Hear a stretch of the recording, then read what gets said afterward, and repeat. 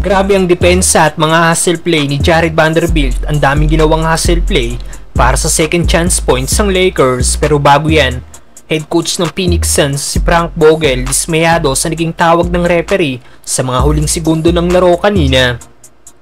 Intense nga pong naging laban ng Lakers at Suns kanina dahil matapos makalamang ng double digit ng Lakers. Nagawa nga pong makahabol ng Suns at naging dikit lang ang score sa huling minuto ng laro. At sa last 10 seconds, naging controversial nga pong ginawang pag-timeout ni Lebron na agreement ng referee dahil ayon kay Coach Frank Vogel not a good one daw ang naging tawag na yon ng mga referee dahil hindi niya daw alam kung bakit grinant ang naging pag-timeout ni Lebron. Maging si Devin Booker nga po ay upset dito at napapost pa sa kanyang IG na may emoji na nagtataka. May paliwanag nga po ang isang referee na si Tiben regards dito.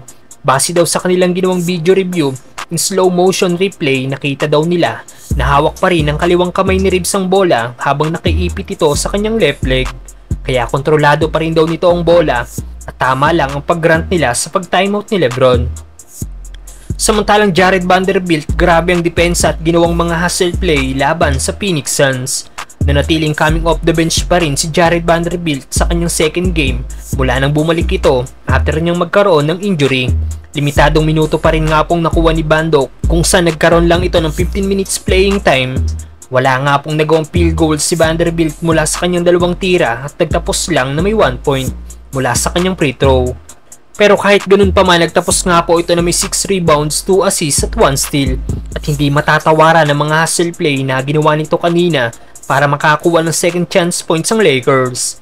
Gaya na lang ng ginawa nitong pag-rebound ng bola after na miss fadeaway shot ni Lebron na nauwi sa 3-point shot ni LBJ mula sa assist ni Vanderbilt. After naman ng miss ni Prince, nakuha ulit ni Bando ang offensive rebound na na-convert naman ni Dilo sa isang tres. Si Bando rin ang nagbantay kay Devin Booker noong first quarter kaya nahirapan itong makapuntos at nauuwi pa sa turnover ang bola. Kentucky against Kentucky and second shot opportunity. LeBron knocks it down. Booker squares. Kogi keeps it up. Booker circles. Kaya naman dahil dito nakakuha pa rin si Vanderbilt ng +6 sa plus-minus rating ng Lakers dahil sa mga hustle play at depensa nito. Ano masasabi nyo dito mga brother? Kogi no.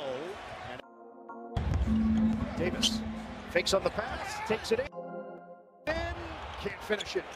And Durant taps it over, Vanderbilt steps in. Russell, 3.